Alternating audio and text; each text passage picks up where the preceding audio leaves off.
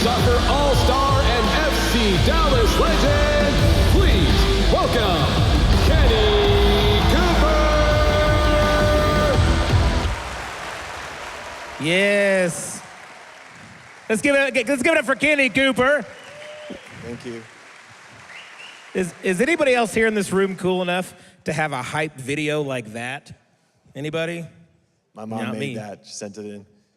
Kenny, thanks for being. If you guys don't know this, Kenny's been he's a legend in the soccer world. We'll talk about that in a second. But he's also a member of Hope Fellowship, and he's been at Hope for the last 5 or 6 years. Him and I become friends, and I started to get to know him more and hear his heart, his love for the Lord and love for the church and love for others. I was like, everybody needs to know Kenny Cooper and know more about him. So Kenny, thanks for being here. Thanks for having me.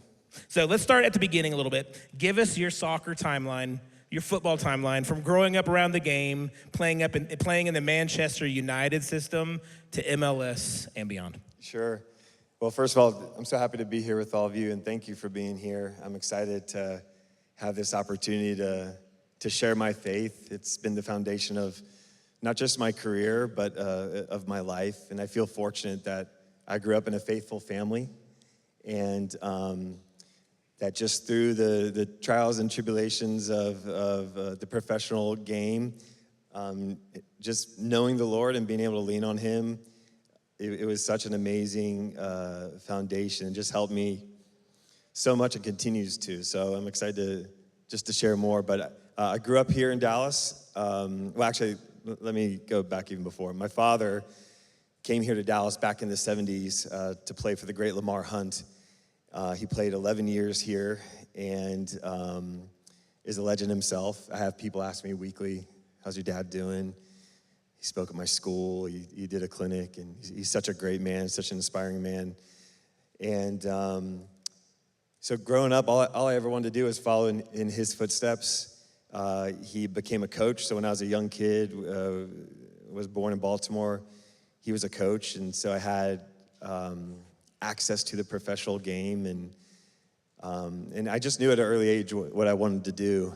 And he was an amazing resource and had so much advice and insight, but more than anything, he was always telling me God has an amazing plan for your life. And when your dad's telling you that, it's very powerful. I always say my dad was a force. He's a force in my life.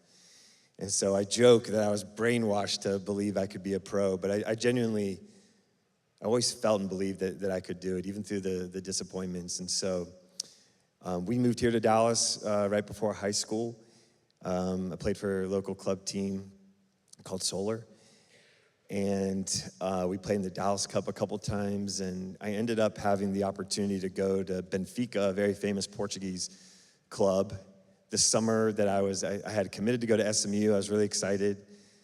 I was a big homebody mama's boy, and the opportunity to play at that university was very special. But was invited to go to Benfica, and then by the grace of God, Manchester United, I think they must have found out, and so they had the opportunity to go to Manchester United and train for 2 weeks, and was offered a contract, and that was the team I supported. It was really a dream come true.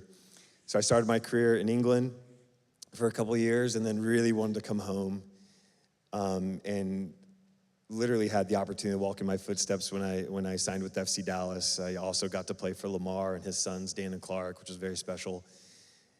Played here for a number of years. I went back to, I'll try to fast forward to the next back half of my career, but I went back to Europe for a little bit, then came back to MLS, and then I went to Portland Timbers, I went to New York Red Bull, came back here for a second time, then I went to Seattle, Montreal, so I traveled around, and by the grace of God, had great moments, and also by the grace of God, had a lot of difficult moments, and I'm grateful for all the experiences. Let's talk about going into the Manchester United system at a young age, a legendary program. I'm sure there's high expectations, the elite competition. What did that type of environment do for your confidence, and what did it do for your identity as a person? I like to think my confidence never wavered, but I think a difficulty for me through my career was I think my own expectations were really high, my hopes. I've always been a big dreamer, so once I got there, I wasn't the most patient. I was like, all right, That's the first team field. I want to be there tomorrow. And it didn't exactly go that way. I was in the reserve team there. I went out on loan to a club in Portugal. It went terrible. I went on loan to a lower league team in England. It went terrible. Had coaches telling me how bad I was. But I don't think my confidence wavered, but something that I think was difficult for me through my career is when my reality wasn't meeting my hopes and dreams and expectations. But I think just over time, I love thinking how God's ways and his thoughts are so much higher than ours. And my dad was always there telling me, Kenny, God's got a great plan for your life. And so when I would focus on the Lord and his plan and just be at peace with that's when I think I was actually playing at my best. And I think that's when things would accelerate in my career. So I could be really far from where I was, but I think at the times when I settled into God's plan and really accepted it, no matter where I was at, I think then things would actually start to accelerate. That's awesome. Let's talk about the disappointments, because I'm sure in sports, in professional sports, there's highs and there's lows, many, many lows. And I'm sure the lows were probably more often than the highs there. But was there a time or a season or experience where you felt like throwing in the towel and getting out of the arena?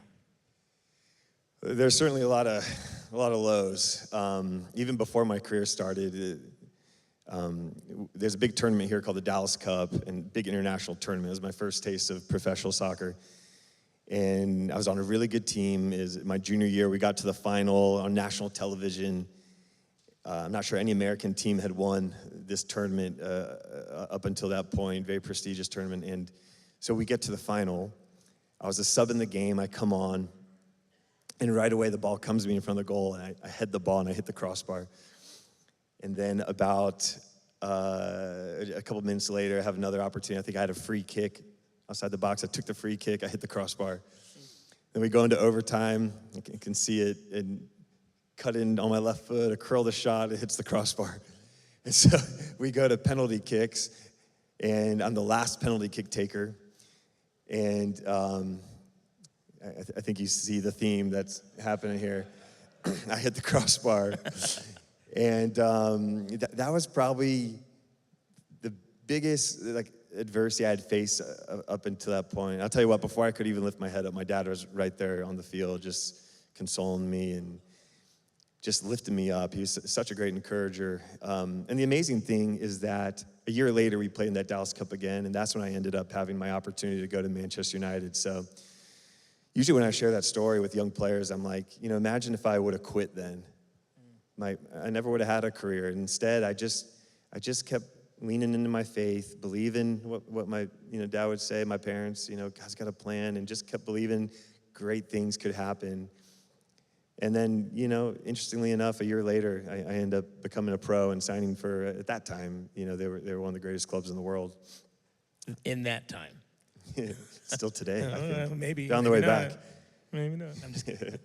But how was God, if you look back that far through that season and then further ones, how did God form you in seasons of disappointment? Well, I think God was always shaping me. And I think when I was young, a lot of success was related to something statistical, like the number of goals I scored or how many minutes I played or the wins. But when I look back on my career now, I feel more proud of coming through the difficult moments. Coming through that moment, there were other difficult ones. The season I played in Portland, I was brought in to be the big goal scorer. I think I went 17 games without scoring. But I just kept going. I think there's something I just said over and over on the field. Can you just keep going, keep going.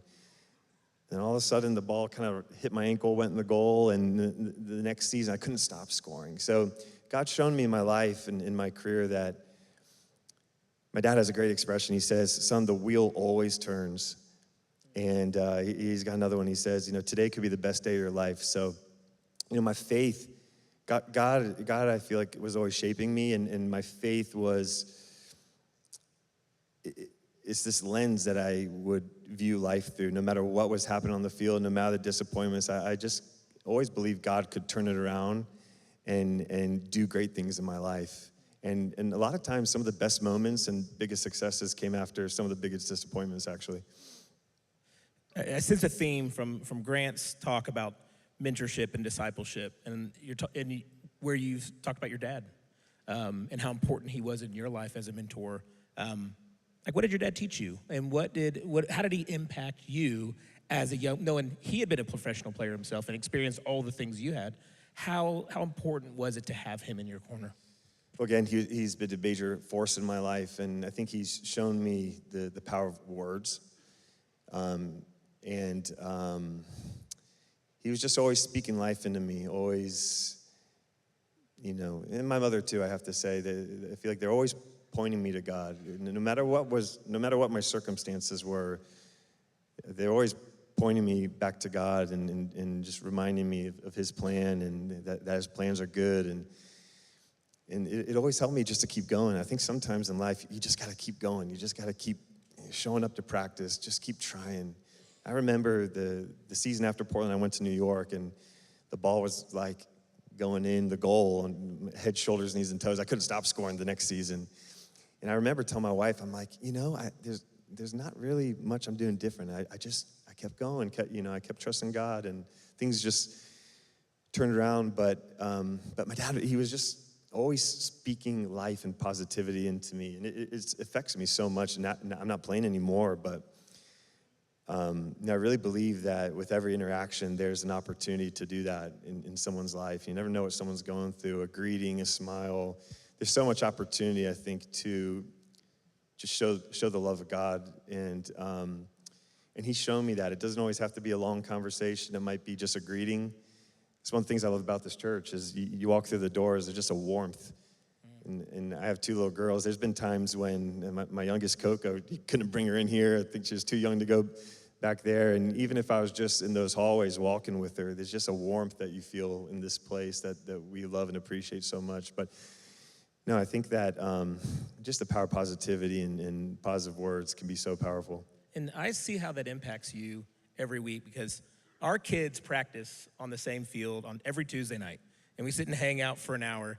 And I see the most encouraging dad you've ever seen to his daughter. When she's struggling, she's not feeling it, you embody that positivity and support. So thank you for that, because it inspires me. So now the jersey's off, you're not playing anymore, your life looks different. Who are you?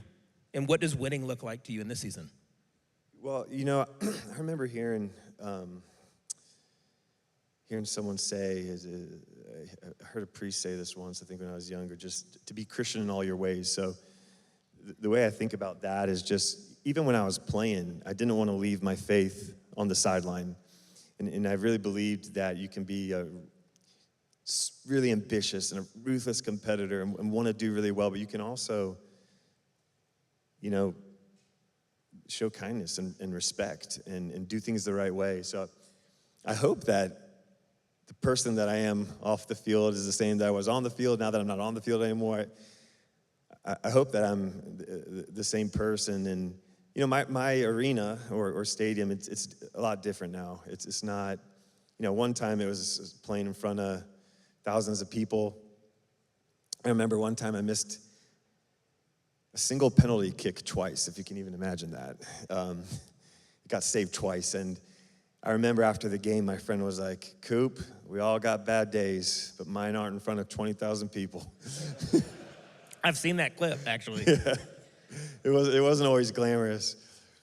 But no, I just, I hope, again, I grew up in a faithful family, so I had my faith throughout my career. So I hope I've been the same throughout. But again, I'm not in front of 20,000 people anymore. Sometimes the opportunities to be faithful and to show God's love, sometimes it's on the field in a different way, maybe in passing with a young player offering encouragement, or maybe it's just with my daughters, at home when no one's watching, or there's so many opportunities to live out that faith and to be Christian in all your ways. And just because I'm not in the field anymore, it doesn't mean that, I kind of think now my game days look different. There's other opportunities I live now. It's not a game, but it's an opportunity to, try to, shine the light of Christ in someone else's life. That's inspiring. But so there's guys in this room who maybe they feel, like all of us, we feel stuck on the sidelines. Felt like throwing in the towel. Maybe life didn't go how we wanted it to go. What would you say to the man who needs to get back in the arena? Well, I think what I would tell myself is just, because I've been there too, I've been stuck. I mean, when I finished playing, I was out of the game for a long time and I was stuck. But, if I ever find myself in that situation again, I think I would just tell myself, like I did when I was on the field, just to keep going. Trust God and know again that his ways, his thoughts are so much higher than, he's at work in my life. No matter what, when things are going great, when they're not going great. My high school coach, he's still coaching, 47th year down at Jesuit, and he said, Kenny, good experiences, bad experiences, they're all good experiences. And I really believe that. So now, I'm like, you might think I'm so brainwashed at this point. I could have a flat tire when I go out there. I'm like, it's all good, This is all good, we'll be good.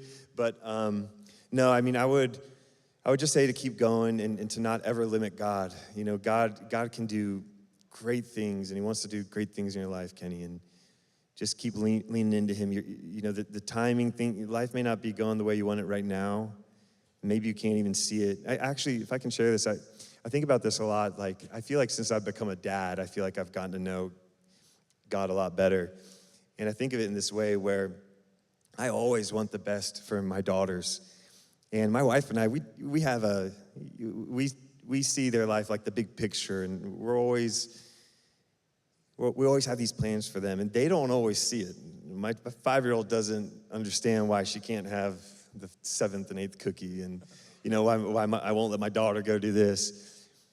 But we always have their best interests at heart, and I love imagining that's how God is, looking at my life, in obviously a much more infinite way.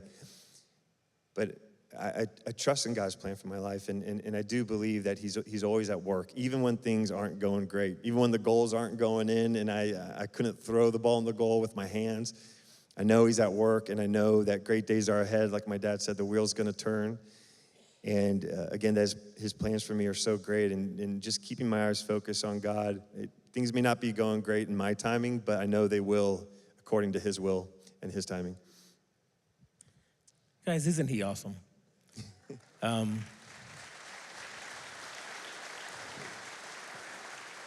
thank you for modeling for us what it means to walk through it, to step back in, but also just to be an inspiration to others. Because I see that. I see what you do with the second team and the academy players, and my son, when you ask him every week how the game went or whatever.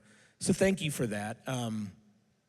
Before we wrap up with prayer, I don't know if we told you this, but after the event, Kenny's gonna be in the lobby at a table, and we've got 3 autographed soccer balls that we're gonna give away and raffle. There's something there you can get a little raffle card, but I wanna make sure to say that announcement. But as we finish, would you pray for us? Would you do that? Yes. Oh, real quick. Guys, why don't you just go ahead and stand up as we're gonna transition into worship too.